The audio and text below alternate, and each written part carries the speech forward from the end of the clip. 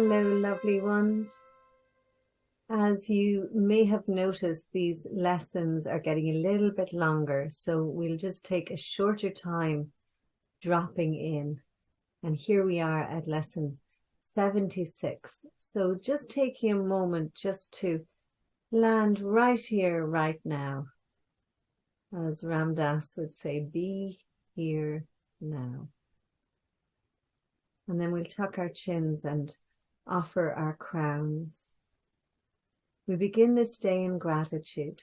We open our hearts and we surrender to love. We ask that love lead the way through the minutes and the hours of this new day. We welcome joy, fun, and abundant prosperity. We recognize that all encounters are wholesome and that all experiences can be met with a peaceful heart that is anchored in the truth that we are one, that we are love, and that we are free. And so we release this prayer and let it be. Okay, so lesson 76 is I am under no laws but God's. And as I often do, I offer you the interpretation of saying I'm under no laws but love's. We have observed before how many senseless things have seemed to you to be salvation. Each has imprisoned you with laws as senseless as itself, and you are not bound by them. Yet to understand that this is so, you must first realize that salvation does not lie there. While you would seek for it in things that have no meaning, you bind yourself to laws that make no sense. Thus do you seek to prove salvation is where it is not. So that's where we try to find, peace and happiness and love in all the wrong places. Usually we can find temporal happiness. We go on a holiday and it feels great. We buy a new car and it feels great, or a new outfit or whatever it is, get our hair cut.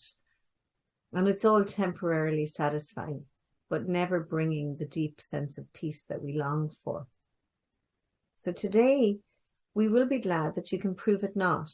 For if you could, you would forever seek salvation where it's not and never find it. And of course, that would be absolutely exhausting. So the idea for today tells you once again how simple is salvation.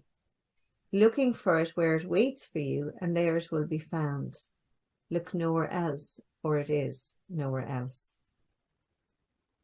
Think of the freedom and the recognition that you are not bound by all the strange and twisted laws that you have set up to save you.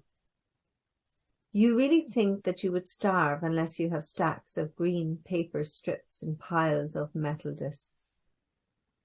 Of course, they're talking about money, and in this day and age, it's like tapping your phone. It's slightly different. You really think a small round pellet or some fluid pushed into your veins through a sharpened needle will ward off disease and death. You really think you are alone unless another body is with you. It is insanity that thinks these things. You call them laws and put them under different names in a long catalogue of rituals that have no use and serve no purpose. You think you must obey the laws of medicine, of economics, and of health. Protect the body and you will be saved. These are not laws but madness. The body is endangered by the mind that hurts itself. The body suffers in order that the mind will fail to see it is the victim of itself. The body's suffering is a mask the mind holds up to hide what really suffers. It would not understand it is its own enemy, that it attacks itself and wants to die. It is from this your laws would save the body. It is from this you think you are a body. So these lessons are really inviting us to hone into the spirit that we are, as opposed to the body. And when we lean into the spirit, when we lean into the fact that we are one with love, that we are not separate, then the body kind of naturally takes care of itself. we don't have to think about giving it good food or water, etc., etc. We just naturally do that when our consciousness is fully awakened, or when we're conscious rather than asleep. And of course, God is in everything. So God is in the doctors, God is in the pills, God is in, whatever treatments that we choose to have or need for the body. But the focus is on that we are one with love and one with God, and not on the body. So there are no laws except the laws of God, and this needs repeating over and over until you realize it applies to everything that you have made in opposition to God's will. Your magic has no meaning. What it is meant to save does not exist. Only what it is meant to hide will save you. So in a way, it sort of blocks our trust and our faith in love and in God. The laws of God can never be replaced. We will devote today to rejoicing that this is so. It is no longer a truth that we would hide. We realize instead it is a truth that keeps us free forever. Magic imprisons, but the laws of God make free. The light has come because there are no laws but God's. So there are no laws but love. We will begin the longer practice periods today with a short review of the different kinds of laws we believed we must obey. These would include, for example, the laws of nutrition, of immunization, of medication, and of the body's protection in innumerable ways. Think further, you believe in the laws of friendship and of good relationships and reciprocity. Perhaps you even think that there are laws which are set forth, what is God's and what is yours. Many religions are based on this. They would not save but damn in heaven's name. Yet there are no more strange than other laws you hold must be obeyed to make you safe. So remember, our safety comes from the fact that we are one with love, not in anything that's of this world, of this illusionary world. There are no laws but God's. Dismiss all foolish magical beliefs today and hold your mind in silent readiness to hear the voice that speaks the truth to you. You will be listening to one who says there is no loss under laws of God. Payment is neither given nor received. Exchange cannot be made. There are no substitutes, and nothing is replaced by something else. God's laws forever give and never take.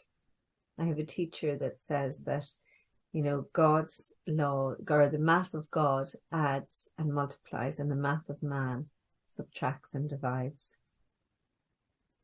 So we're invited to hear the Holy Spirit, hear your inner wisdom, the divine within you, who tells you this, and realize how foolish are the laws you thought upheld the world you thought you saw.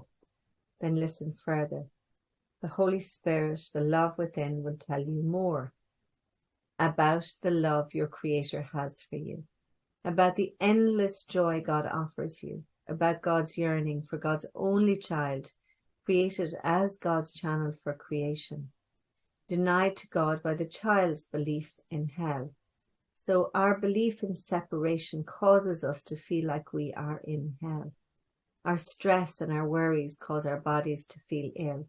And then we focus on the body and getting the body well. There's nothing wrong with that, but it's realizing that matter doesn't really matter, and we tend to focus on matter. So let us today open God's channels to God and let God's will extend through us to God. Thus is creation endlessly increased. God's voice will speak of this to us, as well as the joys of heaven, which God's laws keep limitless forever. And we will repeat today's idea until we have listened and understood that there are no laws but God's. Then we will tell ourselves, as a dedication with which the practice period concludes, I am under no laws but God's.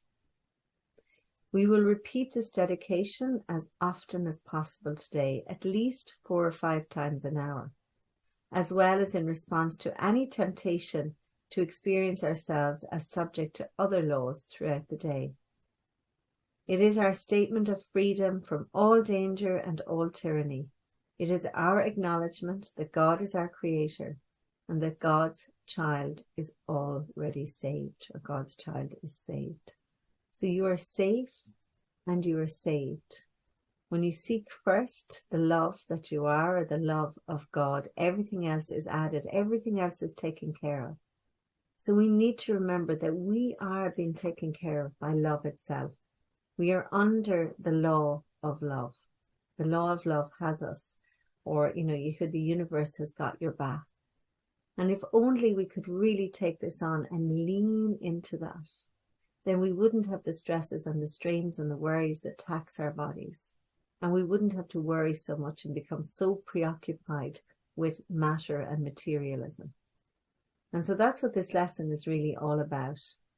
If you find yourself feeling unwell in the body, you do whatever you need to do, but we don't become obsessed or preoccupied with it, because then that becomes our God. That becomes like our false God, and some of us are so preoccupied. And I know I've spent many years quite preoccupied with my body, with weight and all sorts of different things.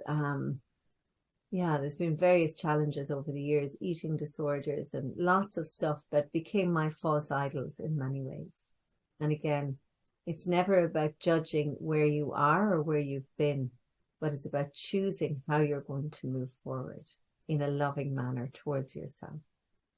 So let's spend a little bit of time meditating and mulling over this. I am under no laws but God's. And then just notice all the other laws that you have put first and foremost before love, because that's the law of God, love. So let's take a moment. Let's close our eyes down and be with this.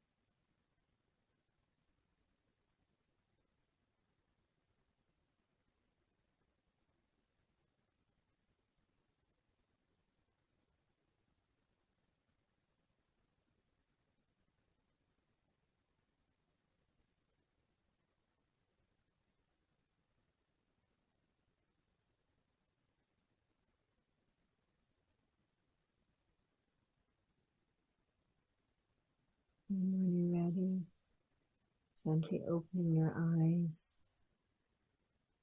coming back to your screen.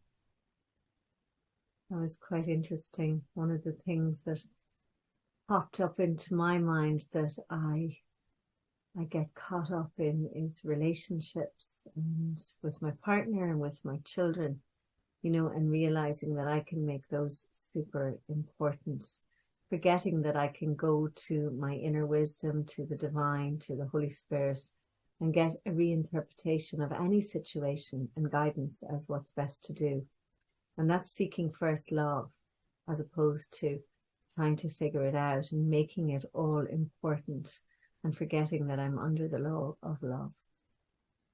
So things come up, they get revealed in order to be healed. So as stuff comes up for you as you move through this course, don't be alarmed if old stuff peeks out or pops up, because that's the idea, that stuff comes to the light, gets revealed in order to be healed. From my heart to yours, Have a wonderful day.